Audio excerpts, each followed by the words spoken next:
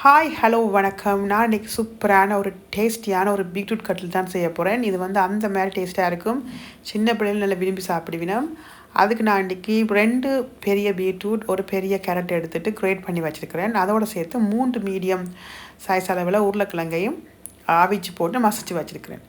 பிறகு கொஞ்சம் தேவையான அளவு வெங்காயம், பச்சை மிளகாய், உள்ளி, கருவேப்பிலை அவ்வளோத்தையும் குட்டி குட்டியாக வெட்டி போட்டு இதோட போட்டு மிக்ஸ் பண்ணிவிட்டு ஒரு அரை கப் அளவில் ரவை வந்து இதுக்கு போட்டால் நல்லா அப்போ தான் எங்களுக்கு நல்ல அந்த பிடிக்கிறதுக்கு நல்ல ஹெல்ப் பண்ணும். அதோடு சேர்த்து நல்ல நேரத்துக்கும் ஒரு வச்சுருக்கும் ரவை போட்டுட்டு உங்களுக்கு தேவையான அளவு நல்ல செத்த மிளகாத்தூள், கொஞ்சம் மஞ்சள், ஒரு டீஸ்பூன் மஞ்சள், கொஞ்சம் மிளகுத்தூள், கொஞ்சம் சீரகத்தூள், உப்பு எல்லாத்தையும் உங்களோட டேஸ்ட்டுக்கு ஏற்ற மாதிரி போட்டுட்டு நல்ல வடிவாக கை விட்டு நல்லா பிசைஞ்சு குழைக்கணும். அப்போ தான் பீட்ரூட்லேயும் கேரட் எல்லாத்துலேயும் இந்த எல்லா மசாலாவும் போய் ஊறி வரும். அப்போ அந்த டேஸ்ட் ஃப்ளேவராக இருக்கும். வடிவாக பிசைஞ்சு எடுத்தீங்கன்னு சொன்னால் சரி. இப்போ உங்களுக்கு இது பிடிக்கிறதுக்கு இன்னும் கொஞ்சம் தண்ணி பிடிப்பா அப்படி இருக்குன்னு சொன்னால் இன்னும் தேவைன்னா கொஞ்சம் ரவையை போடலாம். ஆனால் நான் போட்ட அளவெல்லாம் எனக்கு கணக்காக இருக்குது. ஸோ பிடிக்கக்கூடியதாக இருக்குது.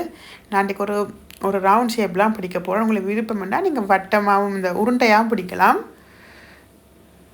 இப்போ ஒரு அளவுக்கு ஒரு தேசிக்காய் அளவில் உருண்டை எடுத்துகிட்டு உள்ளங்கையில் வச்சுட்டு இப்படி சாடியாக தட்டினீங்களா ஆகலும் மெல்லிசாக செய்யாமல் கொஞ்சம் மொத்தமாக செய்யுங்க. மொத்தமாக செய்தால் தான் நல்லம். எல்லாத்தையும் நான் செய்கிற மாதிரி இப்படி செய்திடுங்கோ.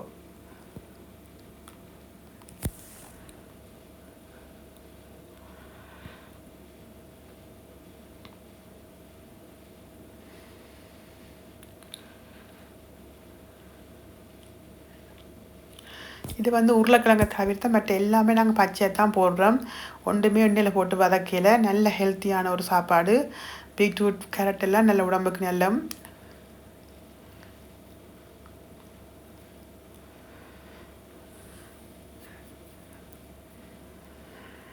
இப்போ எல்லா பீட்ரூட் கட்லட்லையும் செய்து எடுத்துட்டோம். இப்போ நாங்கள் இதுக்கு ஒரு இந்த மாவில் துவச்சி போட்டு தான் ப்ரெட் க்ரம்ஸில் போட்டு பொரிச்சு எடுக்க போகிறோம். ஸோ அதுக்கு நான் ஒரு 4-5 டேபிள் ஸ்பூன் கோதுமை மாவுக்குள்ளே கொஞ்சம் உப்பை போட்டுட்டு நல்லா தின்னாக கட்டி இல்லாமல் கரைச்சி எடுக்கிறேன்.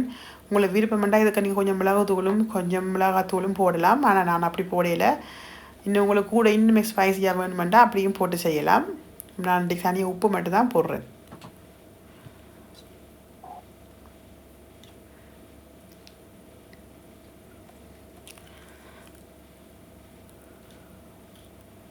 சூப்பராக எல்லாம் வடிவாக கரைச்சி எடுத்தாச்சு. இப்போ ஒவ்வொரு கட்லெட்டாக இந்த கரைசலில் துவச்சி எடுத்துட்டு ப்ரெட் க்ரம்ஸில் எல்லாத்தையும் வடிவாக பிரட்டி எடுங்கோ. இது நான் வந்து ரெடிமேடாக வாங்கின ப்ரெட் க்ரம்ஸ் தான் பாவிக்கிறேன். உங்களுக்கு இப்படி வாங்கிலாட்டி நீங்கள் இந்த ஃப்ரெஷ்ஷாக வாங்குகிற அந்த ஸ்லைஸ் ப்ரெட்டையும் நீங்கள் தூளாக்கி போட்டு அதுலேயும் போட்டு பிரட்டி எடுக்கலாம். இப்போ எல்லா கட்லெட்டையும் மாவில் துவச்சி ப்ரெட் க்ரம்ஸில் பிரட்டி போட்டு எடுப்போம்.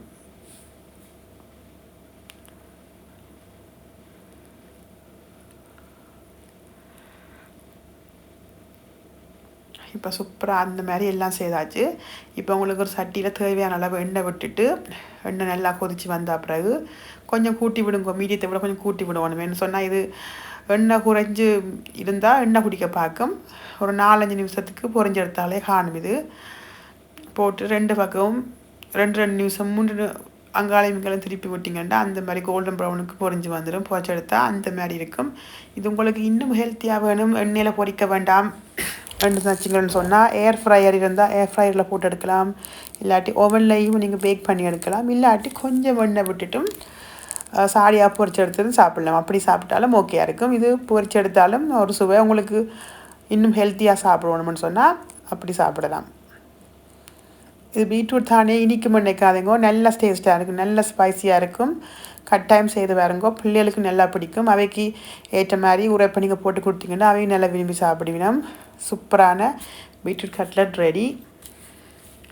நான் போகிற வீடியோ உங்களுக்கு பிடிச்சிருந்தால் லைக் பண்ணி ஷேர் பண்ணி சப்ஸ்கிரைப் பண்ணுங்க. நான் உங்களை மீண்டும் ஒரு வீடியோவில் சந்திக்கிறேன். நன்றி.